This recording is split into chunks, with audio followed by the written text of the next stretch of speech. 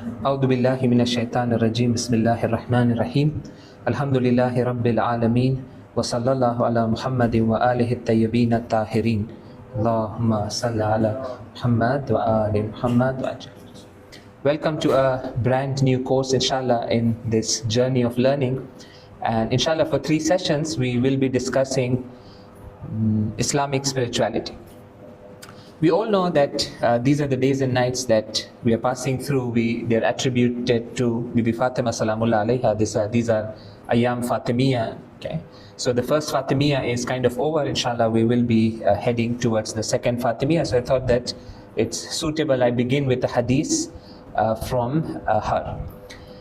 And inshallah, we'll be trying to do this. We'll start our sessions with one hadith as a reminder for all of us. So in this hadith, again, we have very few ahadith from Bibi Fatima Salamullah alayha quoted from her. Of course, we have 2 very important and long khutbahs, but probably we have not paid attention to them yet. So one is the khutbah Fadakiyya, which is a long khutbah she gave in Masjidun Nabi. And there's another very important khutbah she gave to the ladies and women of Ansar a few days before she passed away. So a group of ladies from Ansar, they come to visit her in her house because she was ill. They come for her iyadat, and there she gives a long khutbah, kind of foretelling the future of the Muslim Ummah. What will happen now that Amirul Mu'mineen has been denied Khilafat? How do things look going ahead? So those are very 2 important things we have from her. But ahadith, like small statements, we have very few. This is one of those. So in this hadith we read that she says, Man as'ada ilallahi khalisa ibadateh, whoever sends to Allah subhanahu wa ta'ala their sincere worship. Okay, so khalisa ibadateh. So it's very interesting that ibadat is for Allah subhanahu wa ta'ala. If you do it with khulus and sincerity, then only it rises and goes to Allah. Otherwise it stays here. It has benefits, but it doesn't really rise to Allah subhanahu wa ta'ala. But if someone manages to do that, then in return for this sincere worship, أَحْبَتَ اللَّهُ إِلَيْهِ أَفْضَلَ مَصْلِحَتِهِ. In Allah's realm, it's received, the angels receive that action, okay, near Allah, and now there's a response. Because when you send something for Allah subhanahu wa ta'ala, He's not going to not respond to it. There's going to be a response. The response is that Allah sends down the best of maslahat for that person. He ordains for him his best in his life. If someone does khalis ibadat and he's doing his duty to Allah subhanahu wa ta'ala, Allah will set his affairs right himself. And whatever happens, then a person doesn't truly have to worry, because he has done his best and Allah will plan for him, inshallah. Okay, so this was a short hadith, and now we are ready to start this course. So the course is about spirituality, and therefore the first thing is going to be this question of what do you mean by spirituality? Okay, and when you think of spirituality, there are so many things that come to mind, right? Like, I mean, you just search online, there's so much about spirituality. You can see here, I don't know, spirituality, religion, nature, soul, beauty, I don't know, forgiveness, sunlight. I don't know how sunlight is related, but it must be related if they're head. So we are always told that when we are starting a topic and a discussion, the first thing we have to ask is, what are we discussing? If you don't know what we are discussing, then it will be like till end of the course, we'll be discussing something not knowing what we are discussing. So I'll mention a story. This is a real story mentioned by a scholar, that he went to a place and he gave a series of lectures, 10 lectures about Taghut. Okay, we all know Taghut, it's there in the Quran, so he gave. And 10th session he kept time for question and answer. So he finished his series, he explained everything about Taghut, and then last day he kept a Q&A series. So as soon as the Q&A session began, one person raised his hand and said, I have a question. So he said, yeah, Bismillah, go ahead. So that person said, this Taghut that you are speaking, I didn't properly understand this Taghut. So thank you, Baba, I was speaking about Taghut for 10 nights. And after 10 nights, this person is asking, what is this Taghut that you're speaking about? So sometimes this may happen to us, that we may not know what exactly is being discussed. So we need to be careful. So I'm going to ask you, what it is that we want to discuss. So what are we discussing? Okay. Because when you speak of spirituality, there's so many keywords that come around, right? So I'll read these for you. Spirituality, ethics, right? It's related somehow. Morality. Then you have these words in Arabic. Like for example, you say akhlaq. You have irfan. Like everybody loves irfan. It's very fancy. You have sayr suluk. In those who are acquainted with Farsi, there's something like sayr suluk and that kind of thing. In Farsi, they call it manaviyat, like spirituality. And then you have these fancy words, Gnosticism, mysticism. So my question to you all is, what are we discussing? Or what do these even mean? Are they the same? Are they different? Because in the beginning, if we don't clarify what we are discussing, till the end we'll be confused. Like, are we speaking about spirituality, ethics? Aren't they like the same? Okay. So, first step in any academic discussion is clarifying the definitions. Okay. So I'm going to ask you, which one should we discuss? Like, are they all the same or like these are different? I want to know your thoughts about this. Anything? Are they all same? So see, he's confused, so you'll have to help him come out of the confusion, right? He's really confused. So, they're connected, okay, fair enough. So that's one point, that these are connected. What else you would say about all these different things? Anything that comes to your mind? Yes?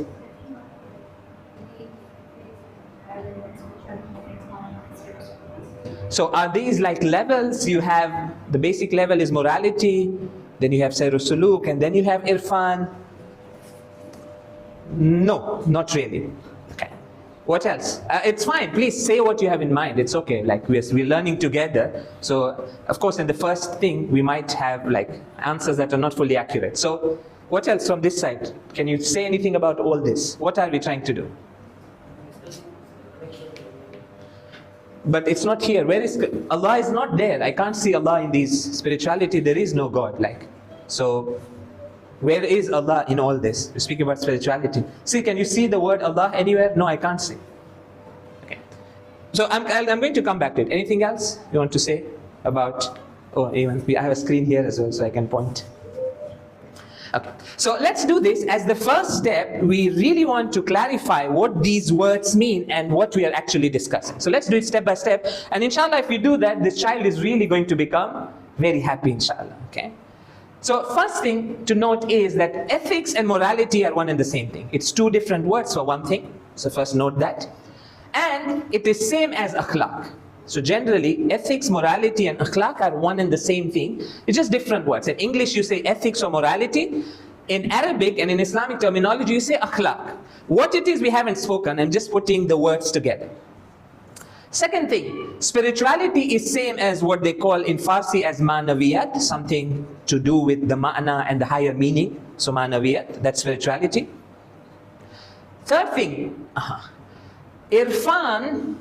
The word irfan is actually same or very closely related to these two words. You might come across these, so you might get confused, like, is akhlaq same as irfan? What's going on? So irfan, which is roughly same as Gnosticism or mysticism, okay, which basically speaks about your ma'rifah when you become spiritual. So it's one aspect of spirituality. So when you speak about irfan, it's one section of spirituality. It's not the whole thing, okay? So it's one part of it. Although sometimes they might use the word irfan, they might mean spirituality. You have to figure it out. But literally, irfan means ma'rifat, okay? Ma'rifat of a higher reality, even though it might not be Allah subhanahu wa ta'ala. It's a very general meaning, okay? So irfan is to do with knowledge, so keep that in mind. Sayr suluk means that sayr suluk is a way in which you look at spirituality as a journey, okay?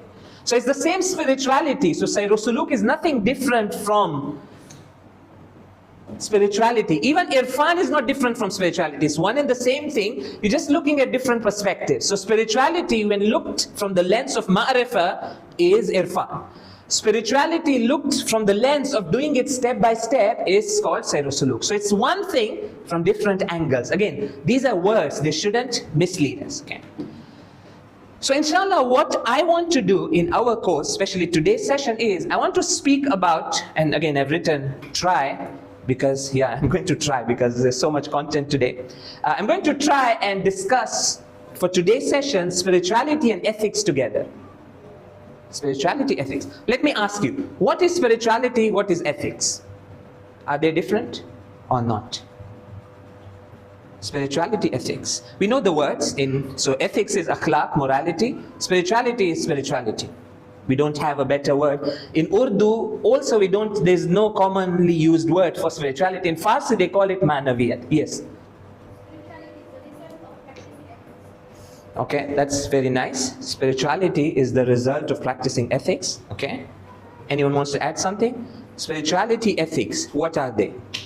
And okay, this is the connection between the two, and rightly so.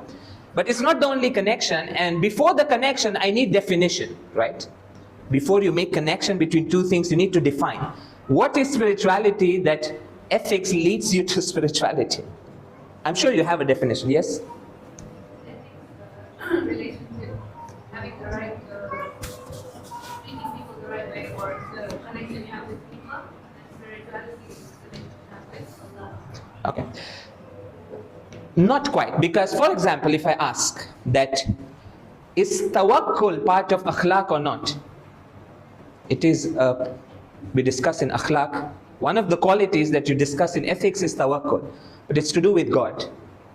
Or the question is, do we have moral qualities that has nothing to do with other people, it's between me and Allah? The answer is yes. A lot of moral qualities and ethical qualities are result of my relationship to Allah. So it's not the case that spirituality is my relationship to Allah and ethics is my relationship with people. No, that's not the difference. Yes? Ethics and morality with the knowledge or the science behind it. Okay. Whereas spirituality is a practice of ethics. You take your soul to a higher state. Practice of a science is not usually given a separate name. You don't usually give a separate name to practice. You say that this is morality in theory, in books as a science, and this is morality in practice. Normally you don't give two different names for one science, one because one is theory, one is practice. You just say that, look, this is physics in textbooks, this is physics in practice. You don't call it a separate name. So let's see what is the difference between spirituality and ethics in a very general sense. So spirituality, you go and search online, they'll tell you, spirituality is the pursuit of meaning, purpose, and sense of connection to something divine. So spirituality is our quest as human beings to seek meaning in life, to seek purpose in life, and a higher purpose, because we all have a material purpose. So material purpose in life is nothing that we seek, we already have it. You like it or not, we are seeking material things. But spirituality in a very general sense is something where we seek meaning and purpose in a higher reality.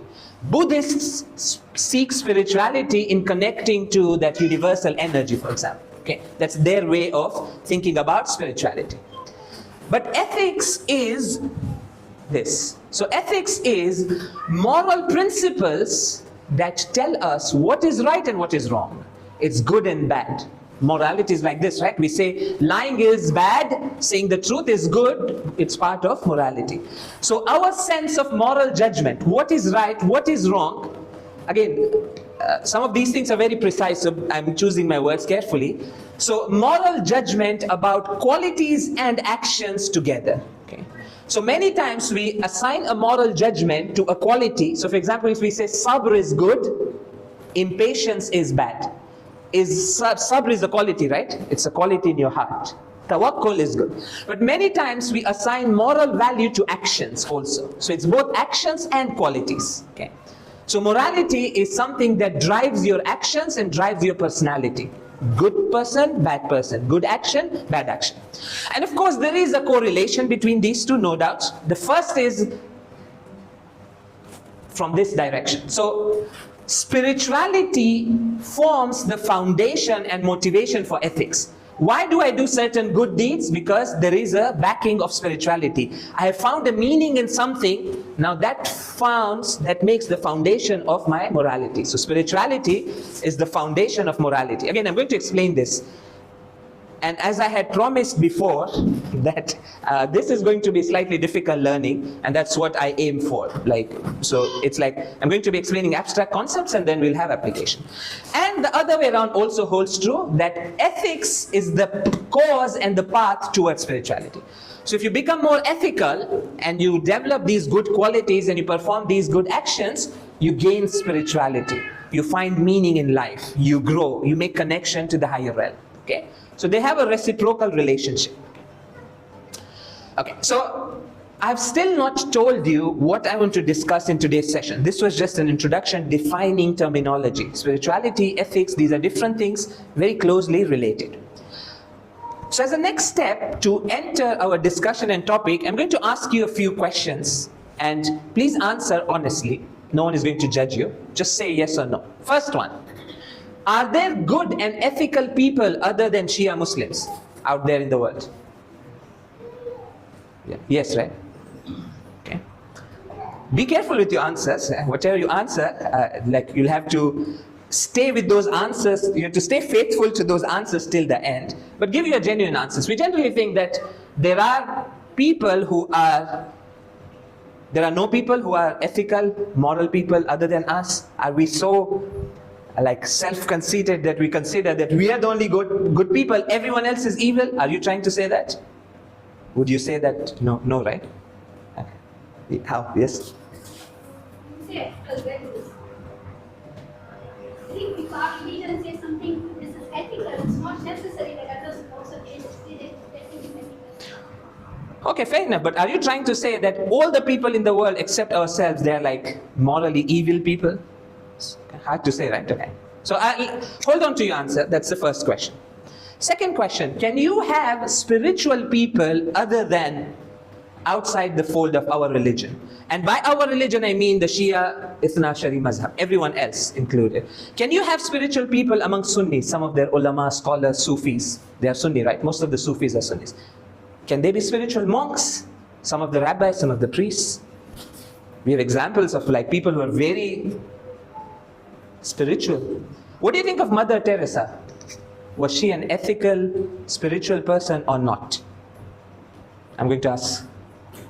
I'm going to trap you basically, like this. Whichever answer you go, I know people can see there's a smile on their face, which basically you know that this is a trap. Either way you answer, you're going to be trapped. Okay, so let's watch a video, and inshallah, this is going to be our discussion that we want to uncover the relationship between ethics and religion and spirituality. So I'm going to add a third component. We just want to see what's actually happening. So today's session is going to be a bit more about thinking and analysis, so we're analyzing. Inshallah, the practical part will come. This is also practical, by the way. Theory leads us to practice, so don't think this is theory. Theory is important, so we'll do this. Second and third session, things will become more clear. So let's watch this video, and I hope the sound would play. Something happened?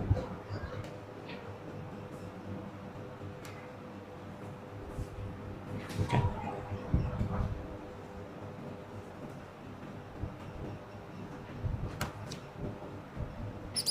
Human societies have a religion one way or another, which for the biologist must mean that religion.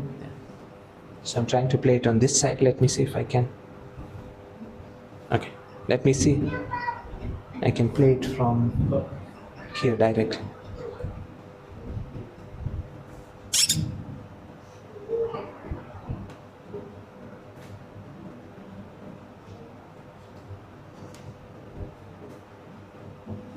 No?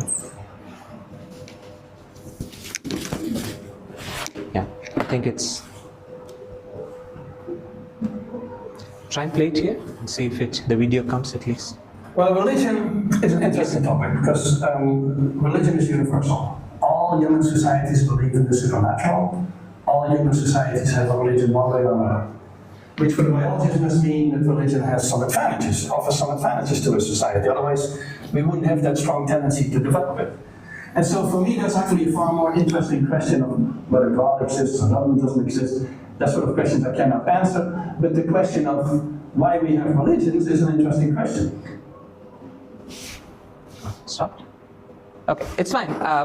Basically, I'm going to show you an image that summarizes what's there in the video. I'll share the video. It's not so critical. So basically, you go search on internet, you'll find quotes like this, which are very hard to answer. Okay, read it. Very nice. You don't need religion to have morals. If you can't determine right from wrong, you lack empathy, not religion. How do you deal with quotes like this? So the clear question is, so basically this is the dilemma of relationship between religion and ethics. So the question is, can you have akhlaq and ethics and therefore spirituality? I'm going to make the connection without religion. Either way you answer, you're trapped. If you say that, so this is the question, can we have ethics without religion? If you say no, then the question is, what happens to all these good people who are there? Are they condemned to hell, for example? If you say yes, then why are you following the religion? If you can have morality without religion, then might as well be non-Muslims and be a moral person than trying to, like, we're doing so many difficult things, right? As a Muslim, you have to do so many things. But someone is saying that, actually to have morality, you don't need religion. You can be a moral person and a spiritual person without religion. Why are we wasting our time? So this is a question that we need to answer. So this needs a bit of analysis. Someone wants to try and answer this, like, how do we resolve this dilemma? Do we need religion? Do we not need religion? And again, it's about spirituality and ethics. To become a good person, do we need religion? Of course, as Muslims, we're going to say yes. But there are so many people who are good. And this was one of the very famous English orator. He once said from the mimbar that, with a lot of emphasis, he says that, I have met people who are not even Muslims, but in their akhlaq, they are better than all of you. Like, he just trashed all of them. It's like they're better than all of you Shias. I know Shias who cheat, who don't live up to their promises, a lot of bad qualities. And I know someone who's not a Muslim, but he's truthful, he's honest, he's trustworthy. They are better than you. Isn't that true? Yes, you'd say yes, right? Okay. Then, what's the point of being Shia? Let me be a non-Muslim. If you say yes, fair enough. Let me be a very good non-Muslim with akhlaq. Why am I putting myself in so much difficulty? So then our whole religion goes down the drain. Sorry, then why are we even being doing so many things? Okay. So let's try and understand this.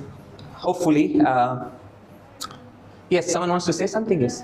I think when we came from Jannah, Adam and Hawa and many people they came from Jannah, they didn't have, for example, same religion. They have same religion. When they came, they changed the religion. Akhlaq, it's mirror of Shia, and everybody when they see one Shia, they start thinking she is happy. But in their mind, for example, if I see some Shia people, I'm thinking she must have an akhlaq, she must have manaviyat, she must have, for example, she must talk very nicely, she must be kind. But for others, because Ali Prophet is have this quality. But for others, it's not the same. So fair enough, when you go and meet a Shia, you expect that they have akhlaq, but there are people who are not Shia and they have akhlaq, and it's as good, so why should I be Shia? It's like, you tell me, if I can be a person with good akhlaq and also spiritual, very moral, ethical, a man of principles without being a Shia, why be a Shia? Just because I'm born? So this is a hard question, and this is a question they ask in what they call as philosophy of ethics. You want to understand what is the role of ethics in life, yes? We all know, right? What do you know? We know the major, do we not know the major principles of akhlaq? Everybody knows intuitively, right?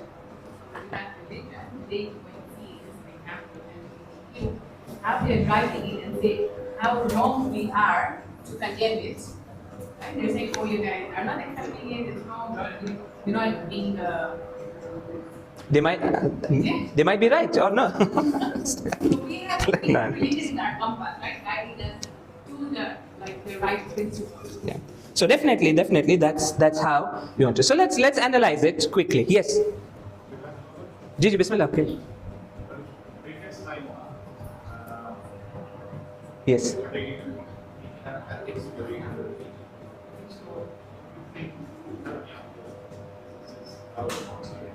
There's always a purpose, whether you're religious or not religious. There's always you're looking for a purpose.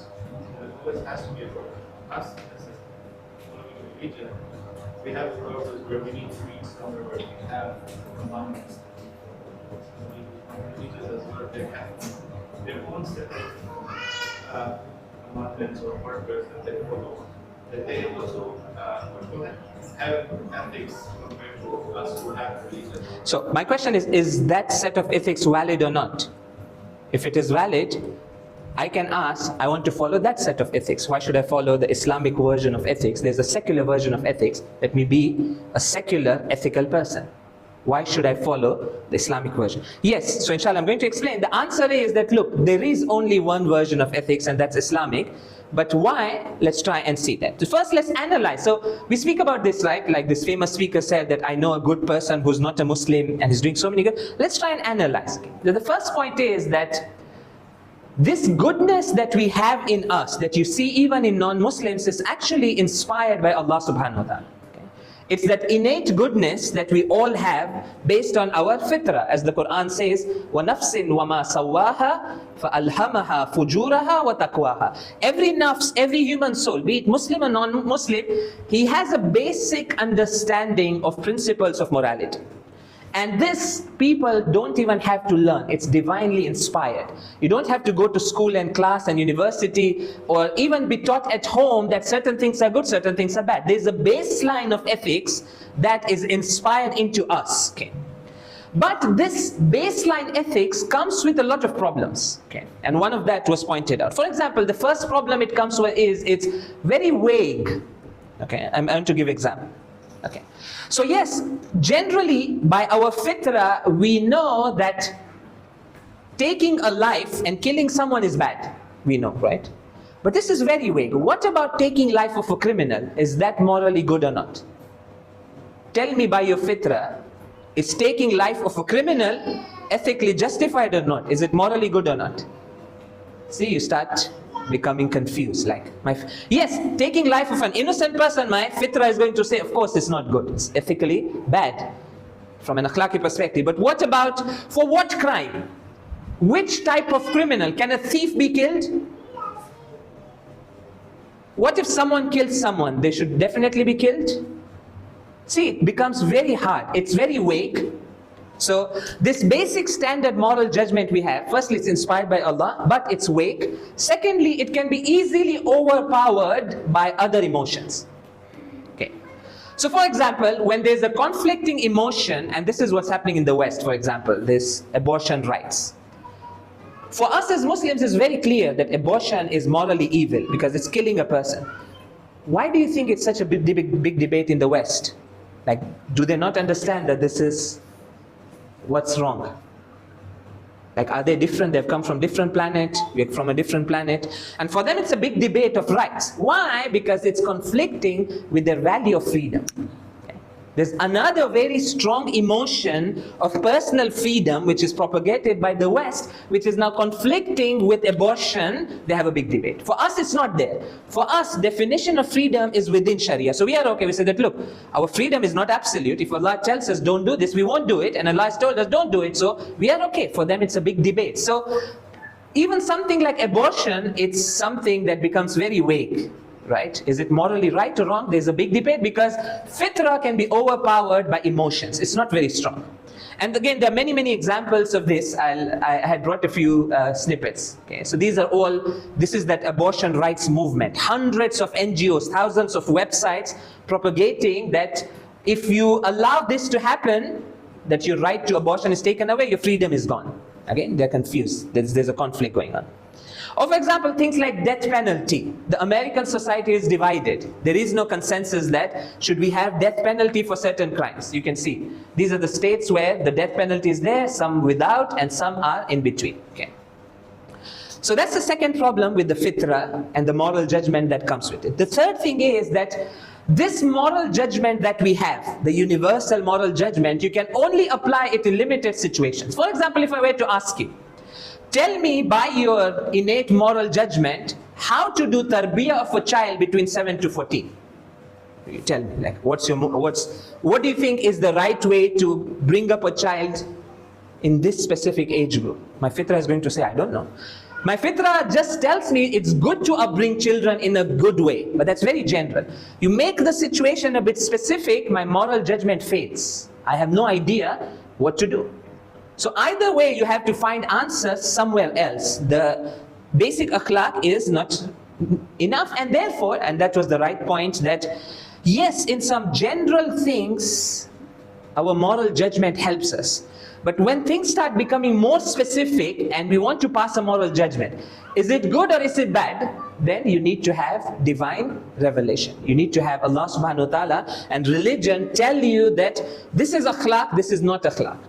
And a lot of akhlaq we have in Islam is not intuitive. In fact, sometimes you read something in akhlaq and you say that, man, this is really hard. Like, I mean, it's like, it feels heavy. For example, there's a lot of emphasis in our ethics, for example, that you want to do something and you know your parents won't be happy. They'll allow you also to do it, but you know inside their heart they are not happy, they're uncomfortable. Islamic ethics says that if it's not something very important, don't do it, leave it. Okay, so it might be a bit heavy, but because it's such a specific situation, we need Allah subhanahu wa ta'ala to come and tell us what is morally good and what is morally wrong. So this is where we need Allah subhanahu wa ta'ala and revelation to come and tell us what is right, what is wrong. So this is one part of my discussion. Let me move to the second part. So these two parts, inshallah, should complete my discussion. So this was one discussion. If I summarize what I've said so far, is that yes, you can have people who have that basic morality, even non-Muslims. But beyond a certain point, they wouldn't be able to figure out what's right and wrong, and they might just do wrong things, thinking they're doing the right thing. For example, from an Islamic perspective, drinking alcohol is extremely morally evil. But from a secular perspective, drinking alcohol is neutral. In fact, it's going to lead you to socialization and other benefits. It's good, like you should have, just to relax, to chill. Okay. So, in other words, frameworks are different. If you think in an Islamic framework, your morality changes.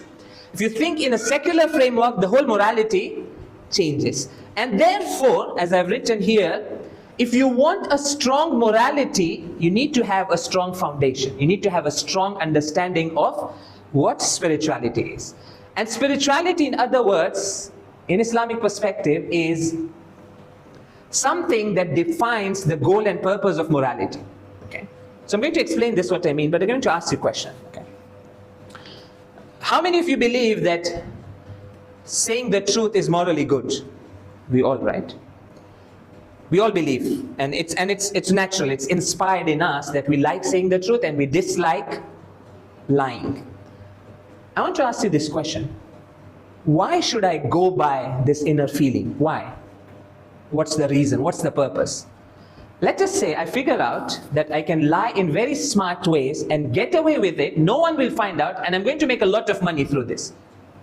Why shouldn't I do it?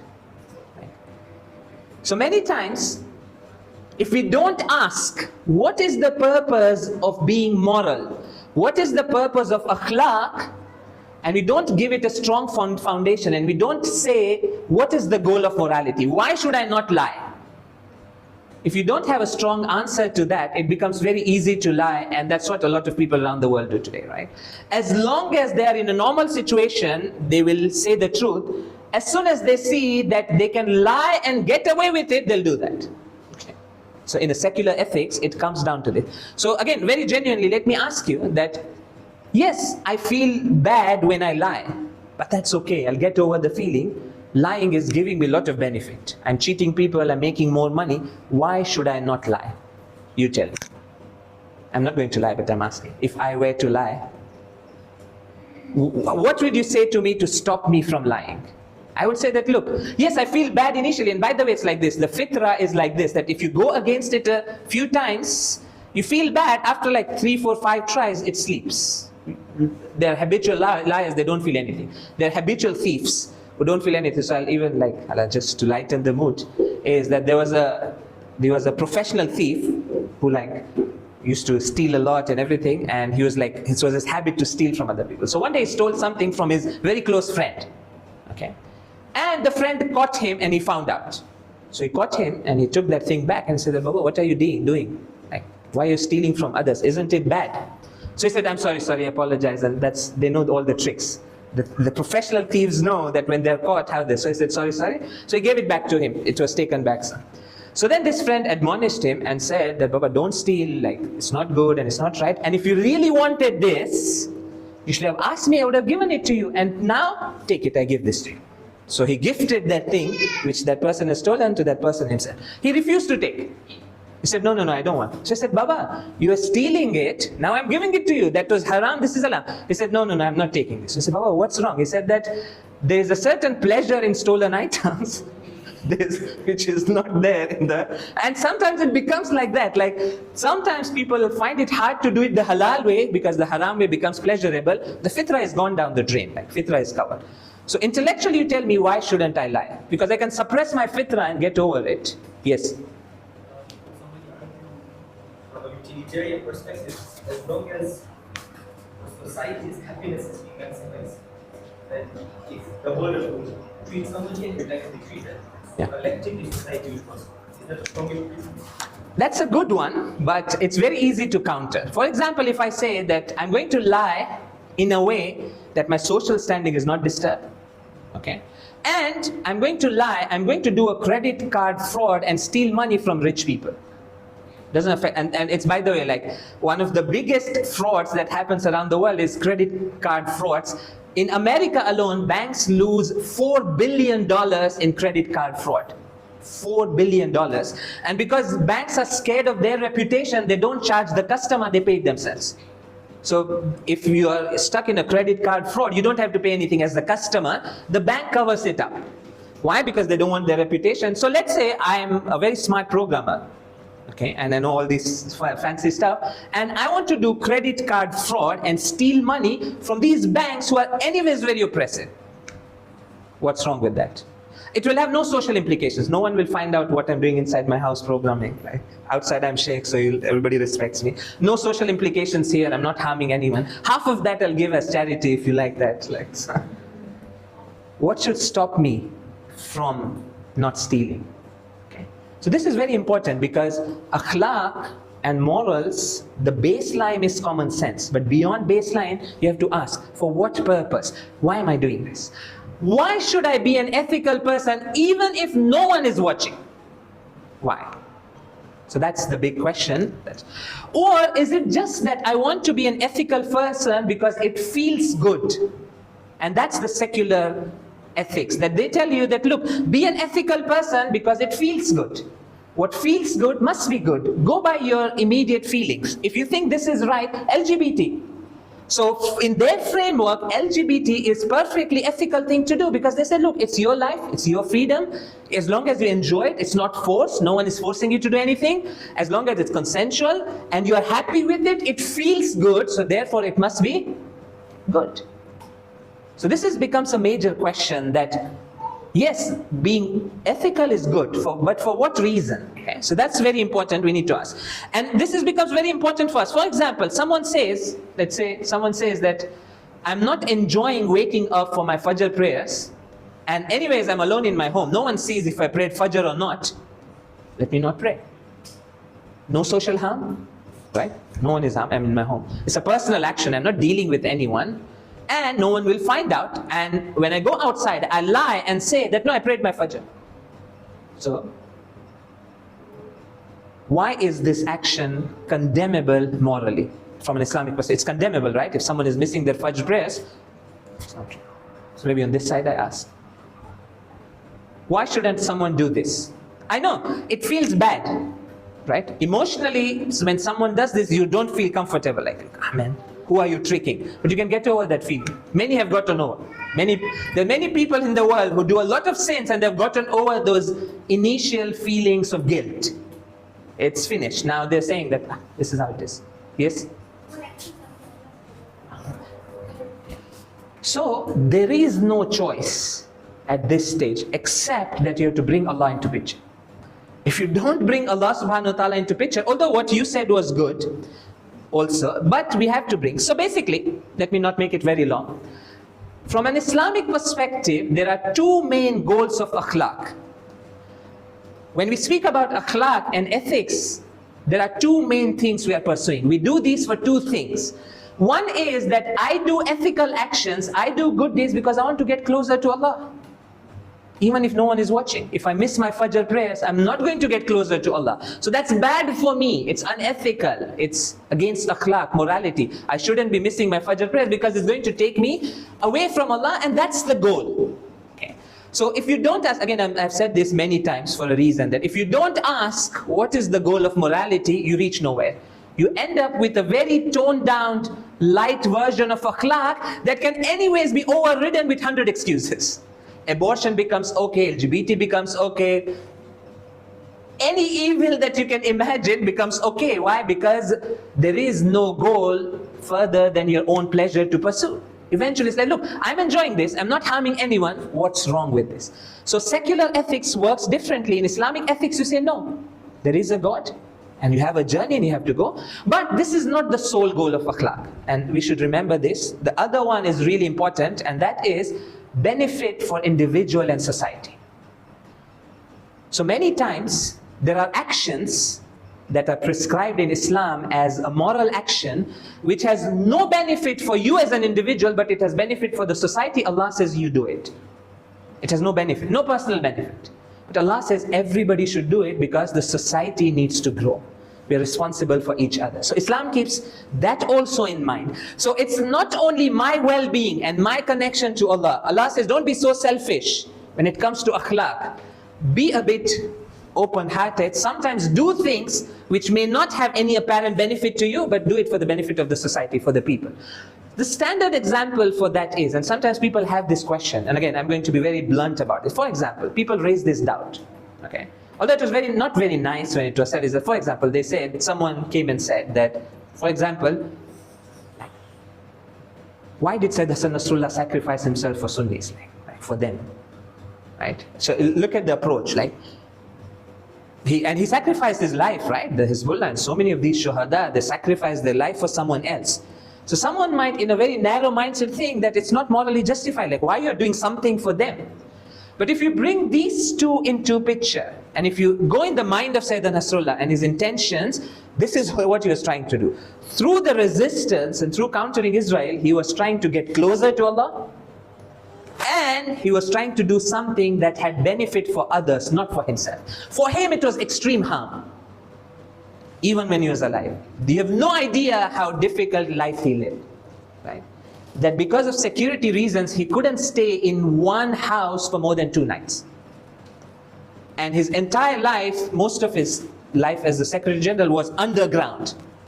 Imagine a life like this, like every 2 days you have to move and you're not coming out. It's just bunkers and the houses inside in the suburbs of Beirut. He chose that because he saw moral value in this action. Why? Because he's trying to achieve these 2 goals. He had this in mind, proximity to Allah and benefit for the society. And this is exactly what makes a person spiritual. This is Islamic spirituality. So it's like this, that Islamic spirituality is centered on getting closer to Allah. Anything that takes you closer to Allah is ethical. Anything that takes you away from Allah is unethical. Plain. Right? Who decides that? The formula is very complicated. Allah will tell you. So Allah will tell you that, look, this takes you closer to Allah. You don't worry about it. You pray 5 times a day, you're getting closer. This will take you away from Allah. Don't drink alcohol. Don't ask too many questions. Why and how? You can ask questions, but not too many. If you ask too many, say, just listen to me. I know what will take you closer to Allah and what will not take you closer to Allah. So listen to me. And this is exactly what we have in all our du'as. Okay, so I'm going to give you an example. This is very interesting. So this is the famous du'a. Okay, I shouldn't say like this, but I'm joking, so don't mind this. This is that famous dua which we never read, but yeah, we should read these du'as. This is for us. Dua Makarimul Akhlaq is one of the most magnificent du'as we have from the Imams. If I haven't read it once in my lifetime, I'm sorry, I'll say half your life is like, sorry, not half, okay, 5% of your life has gone to waste. So, Makarimul Akhlaq, right? The name suggests that this is dua about akhlaq. The name is on it. Okay. Let's see how it starts. When Islam speaks about akhlaq, what it is aiming at, look at the first lines. It's a dua. Oh, I have an audio. I didn't.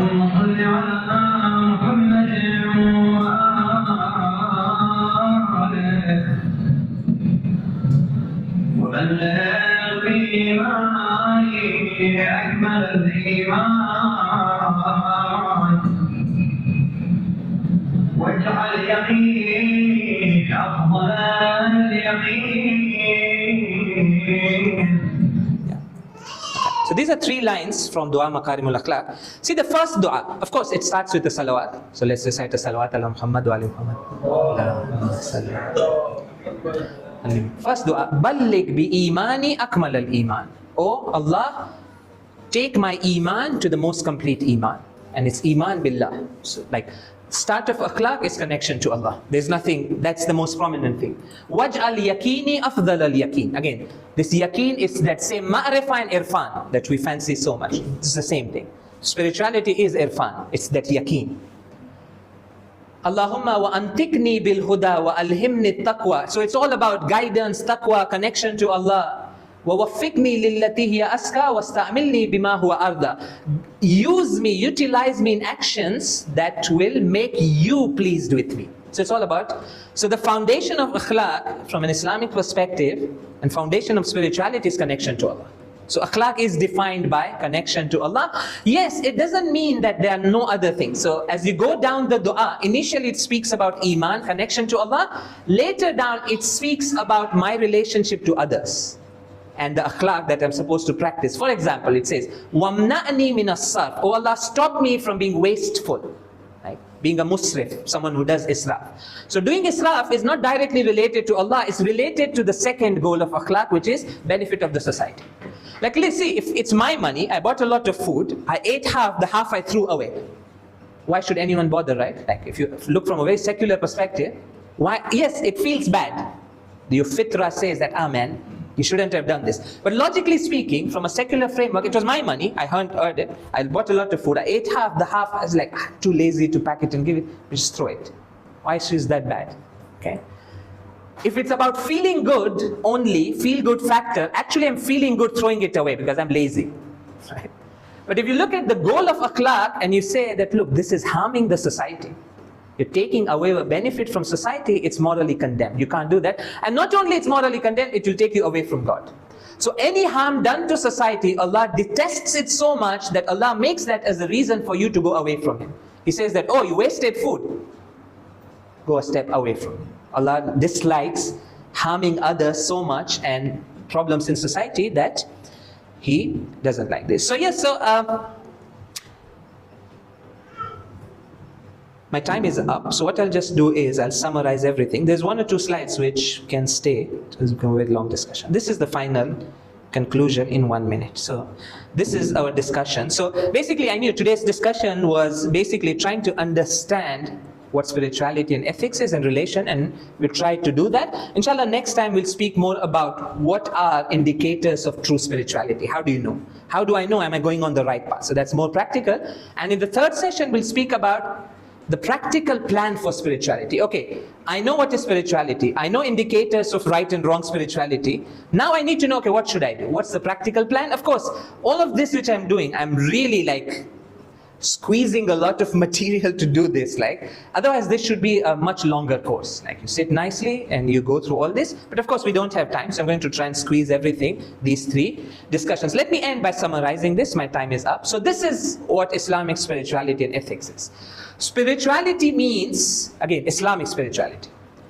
Allah created us with the sole purpose of getting closer to Him. That's Islam spirituality. Someone asks you, what is Islamic spirituality? This is one-line answer that encapsulates everything. Allah created us, human beings, with the sole ultimate purpose, add ultimate, of getting closer to Him. Bas, finish. And if you manage to get to that purpose, you're spiritual. If you don't manage, sorry, you're not spiritual from an Islamic purpose. Okay? And ethics is the way to get there. Ethics and akhlaq and morality is the way, is the path that takes us closer to Allah. And basically these are instructions that we have from Quran and Ahlul Bayt about actions and qualities. So the Ahlul Bayt tell us, do these actions and inculcate these qualities. These are good. This is makarimul akhlaq.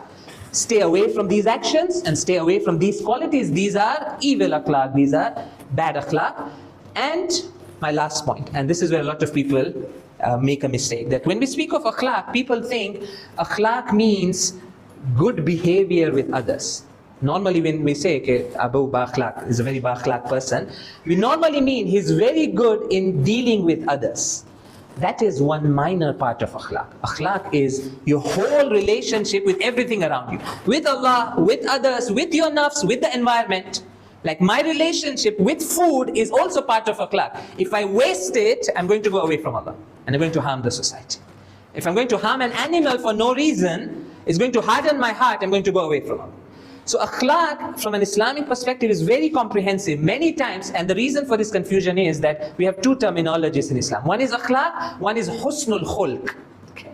So husnul khulq means being lenient and nice with others when talking to them. And husnul khulq is one of the qualities in akhlaq. Otherwise, Islamic akhlaq is a whole range of qualities. Sabr, tawakkul, shukr, rida, I don't know, contentment. There's a whole range of Islamic qualities that is part of akhlaq. Husnul khulq, which is good dealings with others, is one small part.